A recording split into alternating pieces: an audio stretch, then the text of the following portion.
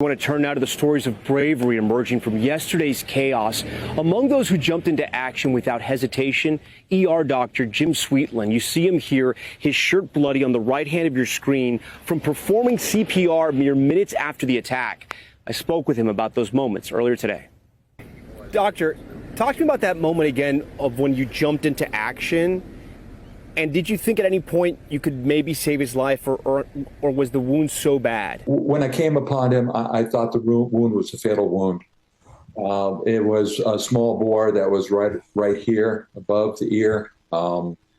That's where snipers like to hit. And I'm not a ballistic specialist. I've never served in the armed forces, and I've never been on an active shooting scene.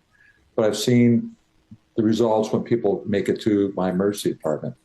You know, Doctor, something that stood out to me was there were a handful of people like you that when this active shooter situation was happening, they jumped into action to help out. Why do you think that was? I think Americans love to help. Those two individuals, I've been called a hero. I don't know that I'm a hero. Every hero needs a helper. You know, Superman is Lois Lane. Batman has Robin. I needed these two people to get this fellow up. I couldn't have done it, and they did it. And you could tell they were scared, but they did it. And other people came. There was, when I got down to this gentleman, which was within 45 seconds, someone was already applying pressure to that wound. And that continued. Nobody knew CPR. I did that by myself. That's okay. But people were there and helping. I think I saw an interview with you earlier yesterday. Were you covered in, sweat and blood? I was covered with blood. My face was covered. So was my shirt. I had a USA shirt on, a Trump hat on. I also had some brain matter on me. After that interview, and I was in shock with that. I was in disbelief, just shock. And after that interview to the left, and I got to give this guy tremendous credit, was a Army combat veteran. And,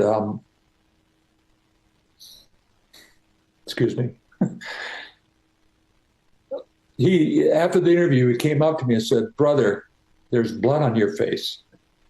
I said, "Oh, okay." And he gave me his water bottle, and I washed it off, and I looked at my shirt, and I washed off as much as I could. And then I handed the bottle back. He wouldn't take it. And then he stepped into me, put his hand on his shoulder and said, "Are you okay, brother?" I saw the combat veteran across the brim of his hat, and I said, something like, "You've seen this too." And he goes, "Yeah." I said, "I'm okay, and thank you for what you did." And we hugged. Yeah, it's likely a moment you're never going to forget. Never. And that guy was an American who was helping me after I tried to help Corey. And to me, that's America.